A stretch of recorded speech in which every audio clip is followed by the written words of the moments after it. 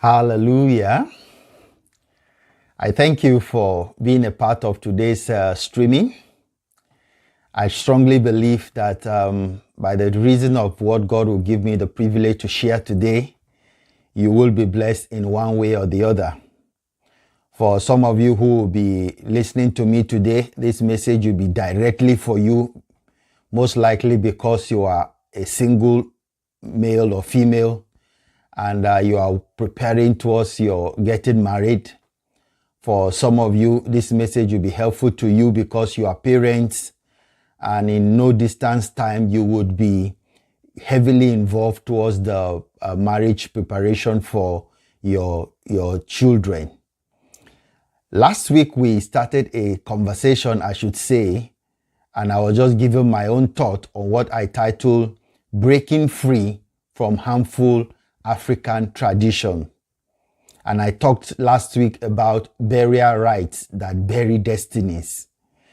If you'd like to know more about what we discussed, I will encourage you to check us on TikTok, on Facebook, on YouTube, or on Instagram. Just search for Purebreed Church and you will find it there. Today, my focus will be on wedding practices that ruin marriage. Wedding practices that ruin marriage.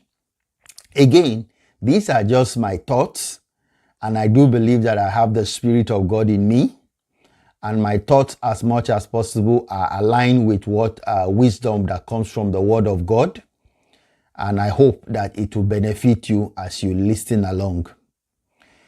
We all know that, like it has been said, wedding is just a day, while marriage is, to a very large extent, for a lifetime. And there have been instances where people have focused so much on marriage and they have gone about executing their marriage in a very wrong way, that the impact that one day of marriage have had on their, one day of wedding have had on their marriage has become very, very damaging.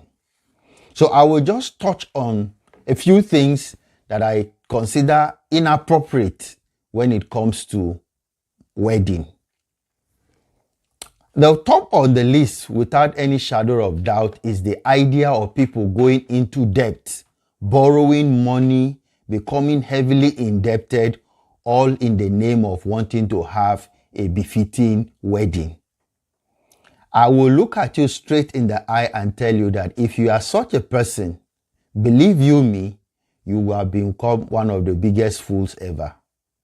That sounds like a very harsh word, but what exactly it is to say that you will have to go all out to borrow, to beg, all in the name of wanting to do a marriage or a wedding, that at the end of the day, nobody cares how much you spend.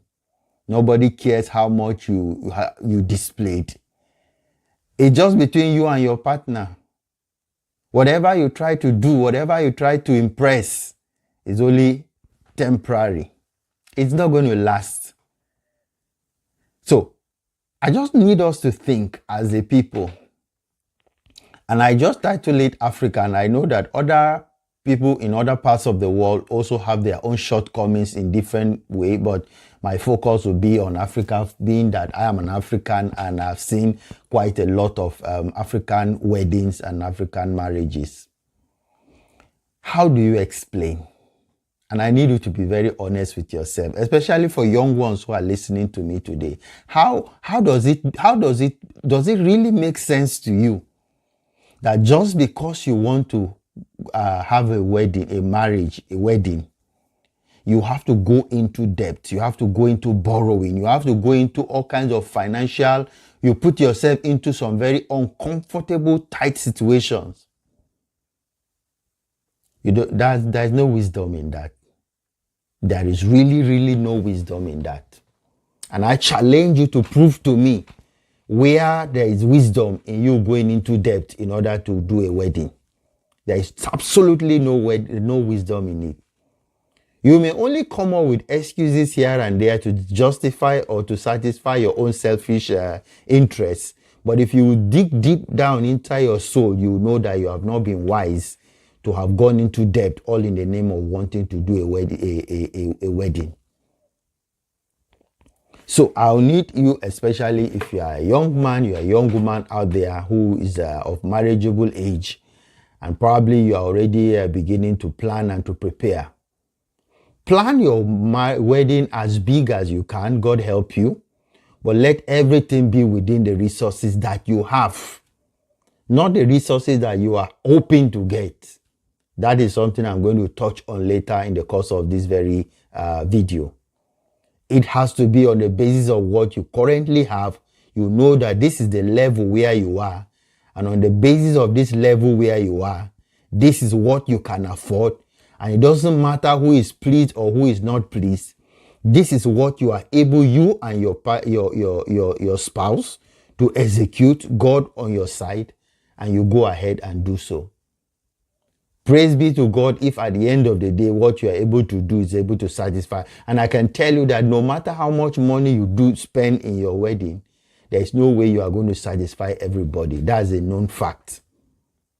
So rather than chasing cloud and wanting to impress people who, no matter what you do, you can never impress, why don't you sit yourself down with your spouse and be very honest and realistic about what exactly where you are financially, and be able to say, on the basis of where we are today, this is the kind of wedding that we can afford, and this is how much we can put in without going into debt, such that for a lot of people after the wedding, while other people are thinking that they are enjoying their honeymoon, you don't know that they are busy having high blood pressure, trying to knock off debts, trying to work extra hours in order to offset the debts that they have piled up for themselves. I don't think there's wisdom in that.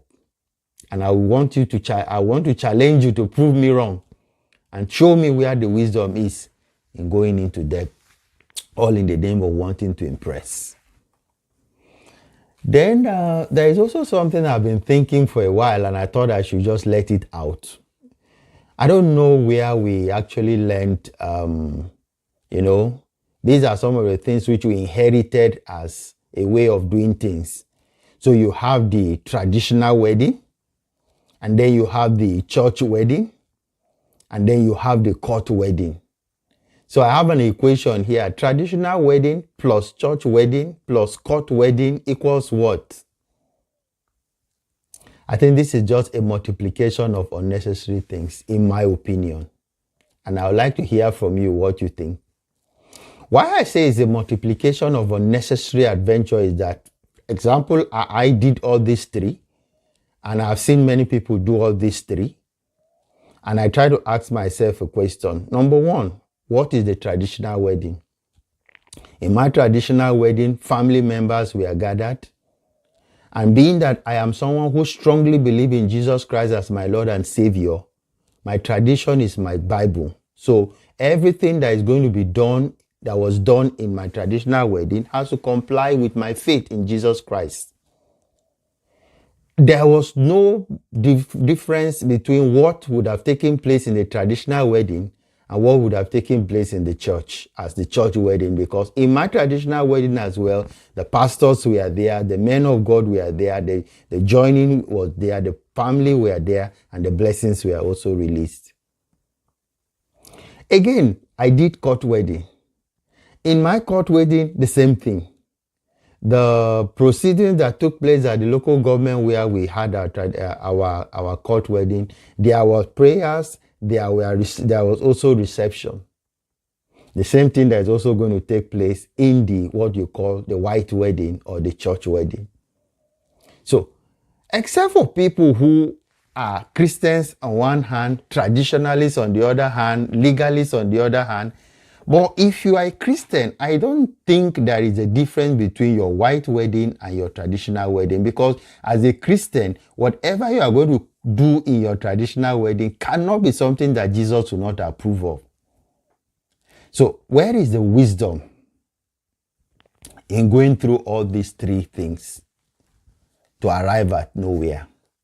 I used to think within myself to say, if I have the opportunity today, like I was to turn back the hand of time and to redo my wedding, it will just be one single wedding, one day, and everything will be done one day, and we are done and dusted, and we move on with our lives. Because from what I saw during my court wedding, all of the things all what I needed to do was just to expand it to accommodate for more people, because there was a reception ground right there at the local government, and I could have just pay for a space, host my guests, and have everything done. My pastor will be there, the ministers of God will be there, my family will be there, my friends and well-wishers will be there, and all three things will be done in one go. Rather than travel to one location for traditional wedding, then travel another 1,000 kilometers for another court wedding, and in another place, and travel to another 1,000 kilometers in another place for church wedding. Where is the wisdom in that? I wait to hear from you in the comment section. I've also observed something that is kind of strange, and especially when it comes to the ladies during the wedding, you hear them say, "It is my day." I'm sure you have heard that also. And there's no doubt about it. It is your day, and it should be your day, and may God bless that very day. But the strange twist that in my little observation I have seen when it comes to wedding and that statement of "it is my day" is that more often than not, young people throw caution into the wind, and they do things that ordinarily is not part of what they have been used to doing, so to speak. And some people have, for example, I give an example. So a lady will say, because it is her day, she is going to dress in such a very seductive, revealing, almost naked attire, all her breasts and everything showing, all because it is her day. And before that day, she wasn't wearing those kind of revealing and exposing dresses. Where is the wisdom in that? That the day that is supposed to be glorious, the day that is supposed to be dedicated to God, you have claimed it to be your day. It's not the day of the Lord, it is your day. Okay, fine. And then now it becomes like a license for you to practice lawlessness, unrighteousness, and whatnot. Why I'm bringing this kind of conversation is for us to think, is it right that you call it your day, and because it is your day, you are willing to dishonor God and dishonor authorities just so you can have your way and do things your own way? I don't think that's how Christians behave. I think Christians, whether it is wedding, whether it is burial, whether it is whatever, there is always this consciousness to say, what will Jesus do if he is in this situation? I've seen ladies, especially when it comes to that day they call wedding day, and then the makeup has no part two, so to speak.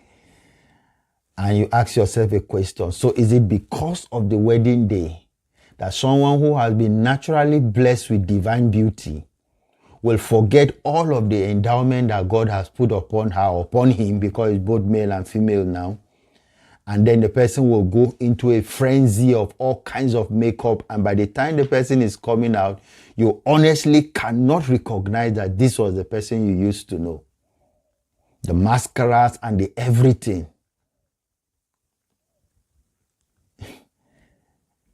Is that how it should be? It's just a food for thought. It's just a food for thought. Because sometimes people really get so much carried away by this wedding that a lot of caution is thrown into the wind. I think in recent time too, there has been something trending that when young people are preparing for a wedding, there is what they call the goodbye kiss or the goodbye hug. And it is quietly becoming a norm, a tradition in itself, in quotes.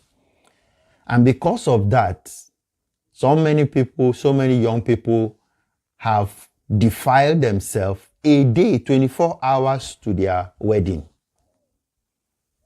My question is, it is your day. You want to say goodbye to your ex and to your whatever. And now you have thrown caution into the wind to the point where you have gone to defile yourself, whether as a male or as a female, few hours or few days to your wedding. Where is that kind of wisdom coming from? Where is that kind of practice coming from? Where is it in the life of Christ that we find that all in the name of wanting to, do a wedding, then we begin to break divine protocols. We begin to practice things or indulge in things which heaven cannot be proud of. And we forget, I should say, that as far as God is concerned, whether it's a wedding day or it's a burial day, a day is a day in the sight of God. And whatever we do, whether it is a burial or it's a birthday or it's a wedding, God takes record of all of those things. Will you sincerely say that the things you do prior or during that wedding is something that heaven will be proud of? I just leave you with this as food for thought. There is also something that quite a lot of young people try to do. And as a pastor who has the privilege to talk to many young people, I consider it important to let you know that you don't put yourself in that kind of a dangerous hole. And what is it? A lot of young people are planning for marriage, wedding, and they have so much expectation that so and so person is going to give me gifts, so and so person is going to give me gifts. Sometimes you go to the point of drafting letter, sending a special wine, sending a special card to some special people, not because you just want to honor them, but because you are doing that all in the hope that those people are going to give you a huge wedding gift. And because of that, many have had their hearts broken, because after the wedding, as they are going to unwrap the gifts, they begin to see things that they never bargained for, below their expectation. I just want to give a little advice to you, especially young ones out there, that please, for the sake of God and for the sake of your sanity, when you are planning towards your wedding, please, people you invite, people you contact them only because you respect them, you honor them, you value them, and you want them to be a part of your day, a part of your happiness, a part of your joy. Do not invite them because you are expecting to get big gift from them, else you will have your heart broken.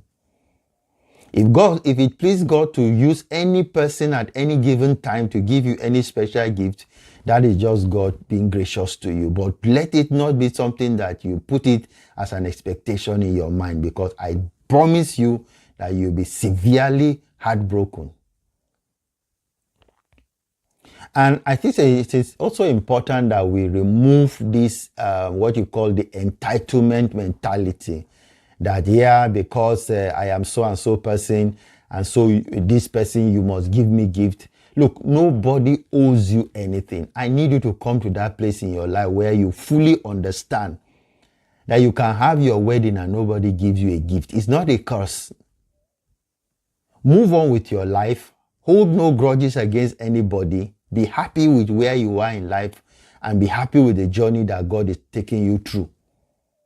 Because sometimes such unrealistic expectations and entitlement mentality make people who, after their wedding, begin to hold grudges against people, and they say, look at him, I thought he's my person, and at the end of the day, he did not even give me anything. Or look at the little thing that he's given to me. He did not owe you anything, or she did not owe you anything. You need to get that clearly in your mind. Whatever anybody gives you, consider it a gift. Consider it as undeserved. Consider it as a privilege. It's not a right. If you have it an entitlement mentality that it is your right, people must give you gift, I tell you that 9 out of 10 times you will find yourself heartbroken. And deservedly so, you'll be heartbroken. Go into your wedding with a free mind. Don't invite people to high table. I see a situation where people are invited to high table not because they share your values. Couples are willing to invite somebody who is a criminal, person of questionable character, and making chairman of the occasion in the reception, all because they are expecting that very chairman will give out a big donation. I'd rather have a poor person who will not give me even a pen sit as my chairman in my wedding, as long as that person shares the values that I value. Because see, you are going into a wedding, you are going into a new journey, and you are setting the foundation upon unrighteousness by making your chairman an ungodly person, by making the mother of the day an ungodly woman, all because of the gift that you are expecting to get from them. What kind of a foundation are you actually setting, if I may ask? Where is your values? Where are your values? What are the things you prioritize in your life and the foundation of this home that you are about to build? Material things that are going to perish, or godliness that will last forever? These are not palatable conversations, I know, but it is my prayer that you will think it through and go through life with a reorientation that will help you not have your fingers burnt and your hearts broken and all of that. And just a quick one before I close for today. I've also seen cases where people go for wedding and they fight because of food, and I'm like, Jesus, how can a grown man, a grown woman go to a wedding and begin to fight because he or she did not get food? What is that food? Rice, amala, or what? Have you not eaten it before? Even if you have not eaten it before, will you die if you do not eat? So for me, I make it a policy, and it has been working wonderfully well for me. When I'm going for a wedding, I prepare my mind. If I have time, I'll eat at home before going. And if I don't have time, I go. But one thing is certain: as I'm going, I prepared my mind. Whether I get food, I don't get food, it counts for nothing. I just want to go there, be happy with the celebrants, celebrate with them, and most importantly, pray for them in my heart. And if I have any gift, I'll give them. And whatever I want to give, I will give, irrespective of how I'm being treated or not treated. And I will never, never, never, never, never, never fight or raise my voice because food or drink did not get to me or to my table. So sometimes I wonder, I see people who are pastors, I see people who are leaders, I see people who call themselves Christians, and because of food, and then they begin to fight, and then they begin to quarrel, and then they begin to say, you disrespected me, do you know who I am, and that, and all kinds of things. I don't think Jesus will do that. So I'd like to ask you today, what kind of a person are you when it comes to wedding? This is just a little tip from me. I would like to hear from you what you think. And it is my prayer that God will help us to live a godly life in every situation and at every time. Next week, I will look for another topic again and then we'll have a conversation. God bless you.